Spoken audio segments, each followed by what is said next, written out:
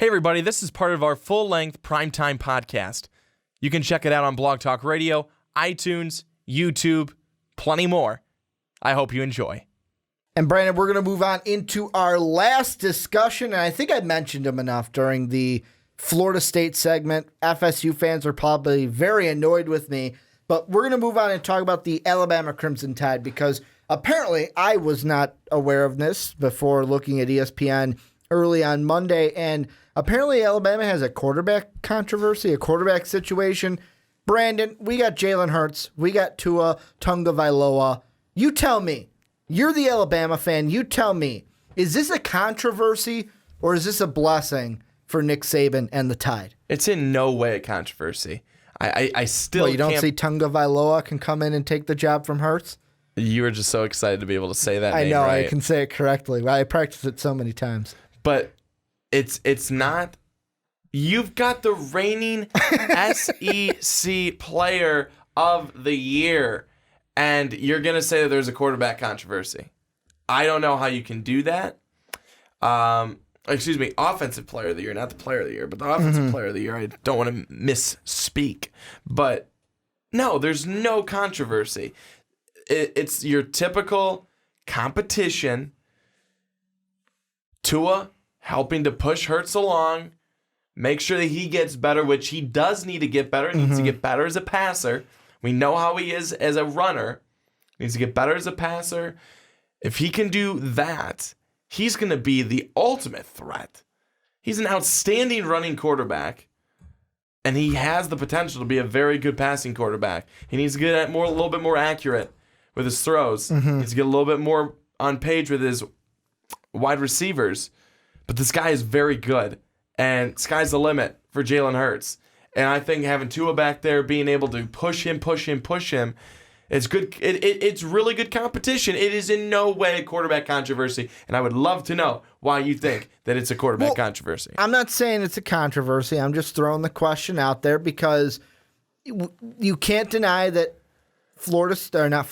Alabama, see, I still got FSU on the mind, Alabama has a situation. You can call it a controversy. You can call it a blessing. I'm going to lean more towards a blessing because you have two great quarterbacks in Tua and Jalen. Right there. You have two great quarterbacks. And for Nick Saban, I don't think he cares who the starting guy is. Whoever wins the job is going to be the guy they start with. This is not going to be...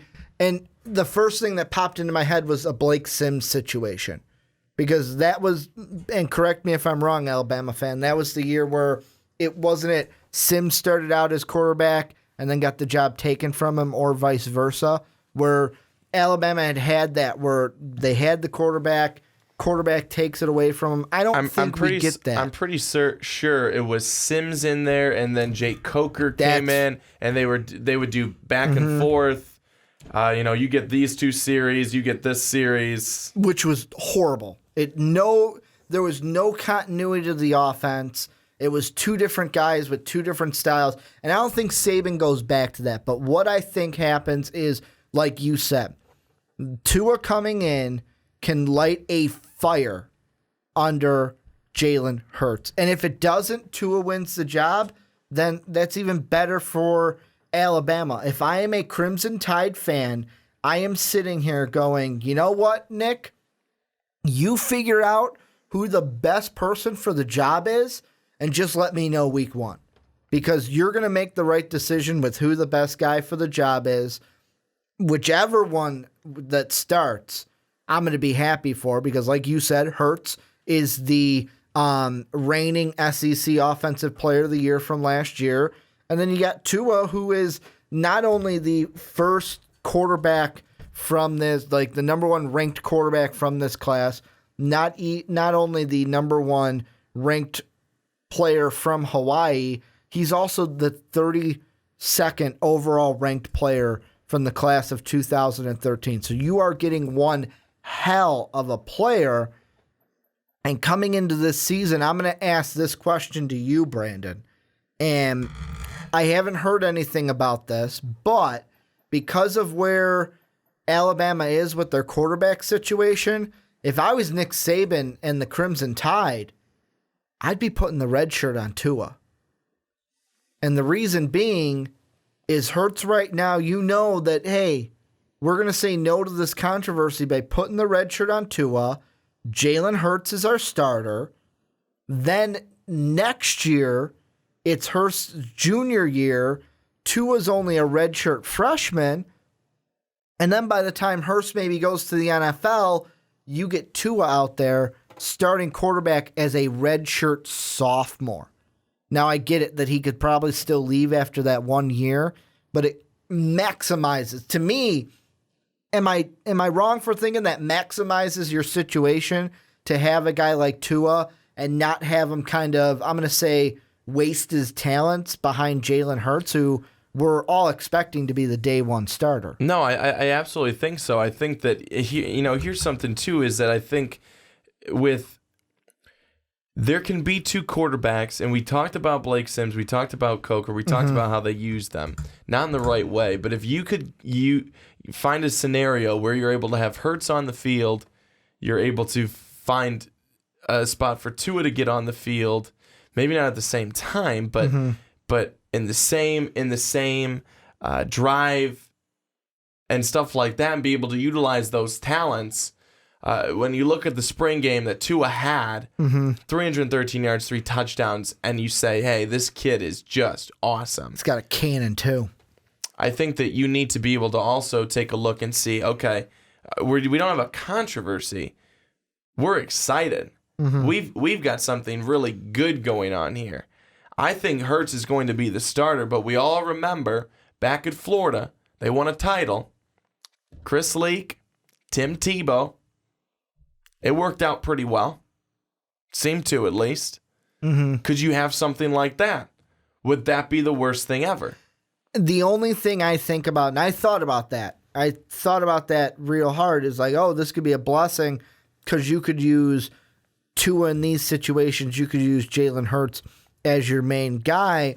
But the question that I came up with then is, do teams then think, oh, well, here comes Tua, we know what they're going to do? Where it becomes a thing where it's whenever he's then in the game, oh, they're going to use him to do this, and the defense will know exactly what to do to limit that, because it's one of those things where you only bring him in for certain situations that would highlight what he can do well and what he can bring to the offense and to the football team. And you don't think? Are you saying you think that's a bad thing? I think that it's one of those things where you have to disguise it well, because if you come I just worry about defenses catching on and being like, well, they only bring Tua in to do this. So when we see his number come into the game, we're going to call this play and we're going to try to take that away. So that it's like, well, I guess that play didn't work. That's the only thing that worries me about having that 2 quarterback system. But then I look at Nick Saban and I go, you know what? I kind of believe in you. However, then I backtrack myself and I go, you kind of tried the same thing with the Coker Sims situation. That was a little bit muddier because you didn't know who was the starter. This would be Jalen Hurts would be your definite starter. I just worry about, hey, we're going to throw Tua in for these situations, but the defense catching on to what you're using him for and then taking that away. Well, you're not going to just be blunt about it.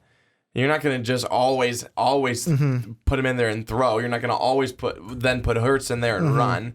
I mean, but I'm just throwing that out there as an opportunity.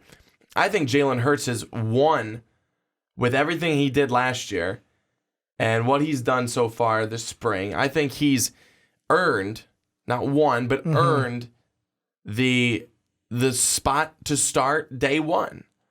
I think that we've got to see where else he can go. Maybe, is he ever going to have a cannon? Probably not.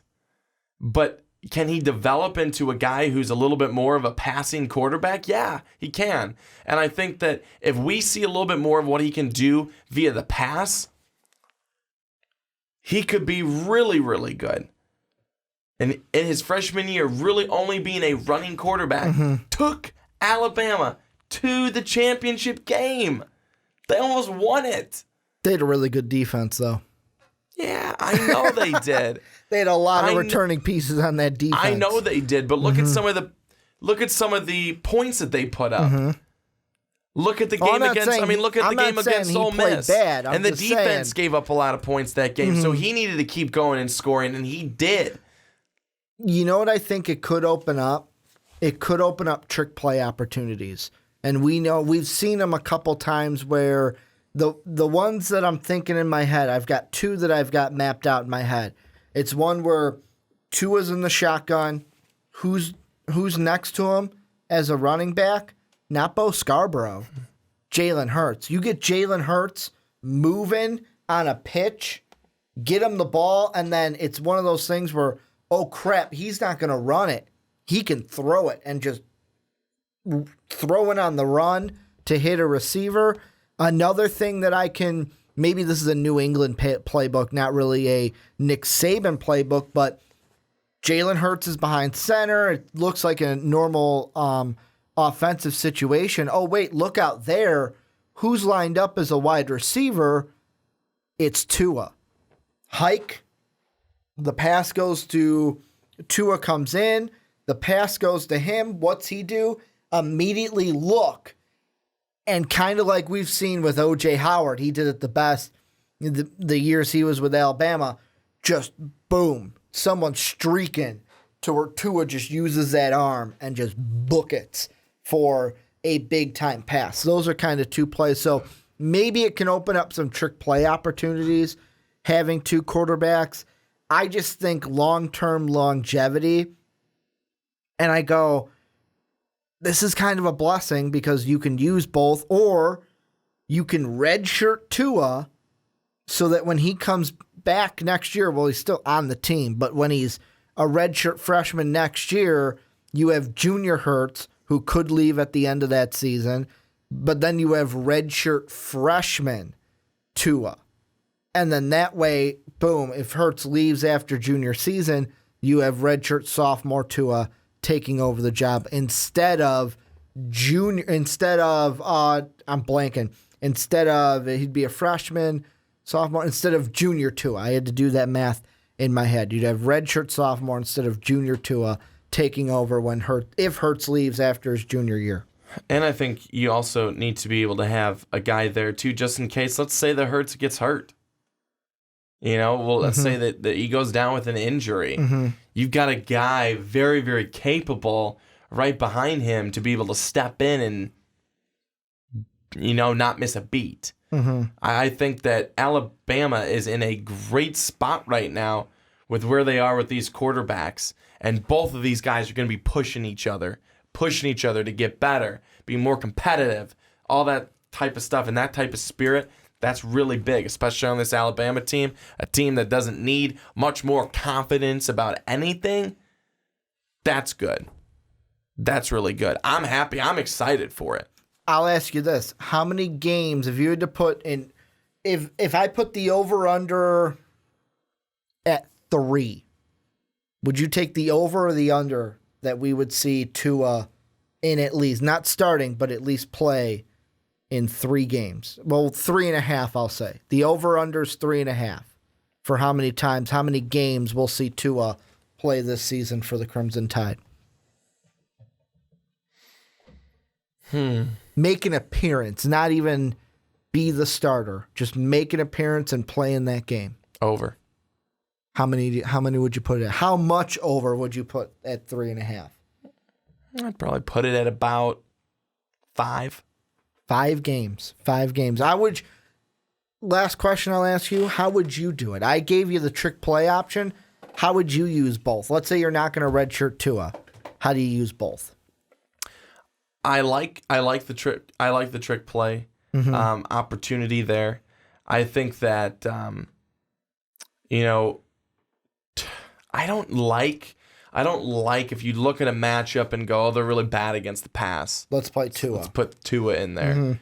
I that's getting into baseball, right? They'll sit the lefty because I don't necessarily like that, but I do think that if you can bring him in for certain situations in a game, and bring him in for his strength at this position, you could do that. I like having one quarterback. I like having one quarterback you go to. But I like being able to have another quarterback there to be able to rely on if need be. And I'm not saying that Tua is not going to, be the starter this year or anything like that. I am saying that he's not going to be the starter this year. But I'm not saying that he can't be a guy who can come in and be that starter if they needed him to be. Are you saying lean on if Hurts gets injured, or are you saying lean on even if it's like hey, October 7th, we're at Texas A&M. Wow, Hurts, you're playing like garbage. Tua, you're in.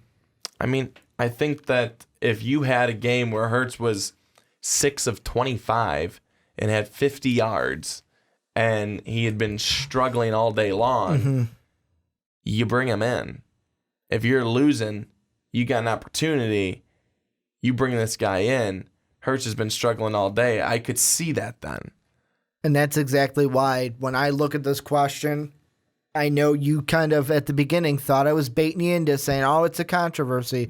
No, this is a blessing for Alabama because they have, although I would maybe lean towards redshirting, they're not going to do that. They're not going to listen to me. If they don't redshirt them, it gives them that kind of an opportunity as well. If Hurst goes down, or if it's like, man, against Auburn, November 25th, wow, Hurst has been playing like garbage. Well, big boy, big freshman, you're almost a sophomore now. Throw you in there. We got a chance to win this game.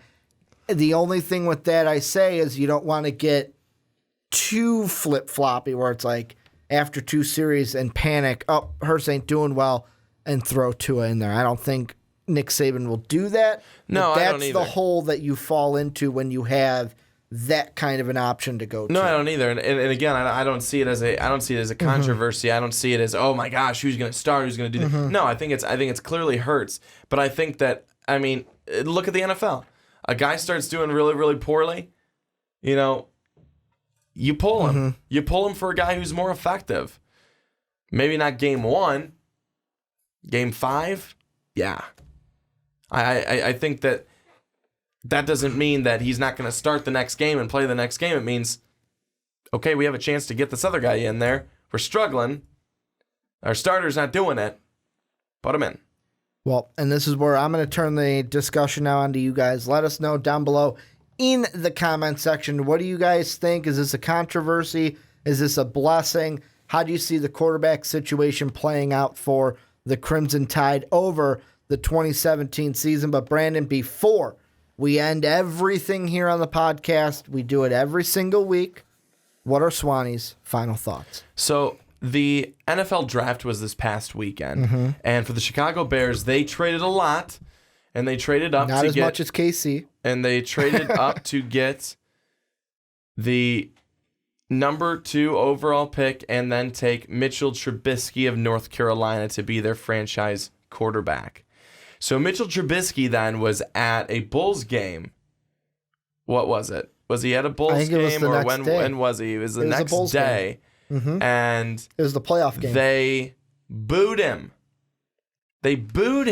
Fans booed Mitchell Trubisky. I'm going to step in here because Mark said yesterday on the onside kick, just telling you what Mark said, from what he heard, they announced the Bears, everyone booed, and then after they said Mitchell Trubisky, everyone was like, yay, Mitch, and kind of clapped. All right, well, whatever. They still booed. This is something that I don't understand is like whether or not you like it or the pick or not, you can't. Why, would you do that? Boo a guy who's now on your own team, who is coming from college, just getting into the NFL, just like trying to, get his spot, feel it out, everything like that. You're gonna boo the young kid. I don't care if you like the pick, don't like the pick. Take it up with Ryan Pace. Probably can't because you don't have his phone number or anything like that. But you don't take it out on the kid. Don't take it out on that athlete. You think anyone ever wanted to go to Cleveland? No one ever wanted to play for the Browns. Not even LeBron before he went So there. don't make it any worse on them. They already know they're going to lose. No need to do that. I just don't see that. There's no respect in that. You got to be there, support those guys, because one day, you got to hope with the Bears, one day. I love the eye roll. They make a difference. I love the eye roll when you say, you gotta hope. You gotta hope that they're there. But that's going to do it for the Primetime Podcast. Let us know down below what you think of Swanee's final thoughts. If you're watching us on YouTube, thank you for checking us out. If you're on Blog Talk Radio, iTunes, or Stitcher, thank you guys for downloading or listening to us. And on YouTube, thank you for hitting that like and subscribe button. You can check us out on Twitter. I'm Ricky Widmer. He is at young_swan19. Brandon Swanson. Most Valuable Podcast is at Most Valuable Pod. Want to thank you guys for checking us out today. And as always, have a good day, everybody. Hey, everybody. Thanks so much for watching. I hope you enjoyed a lot of emotion. If you want more, click this video right over my left shoulder. You will certainly not regret it.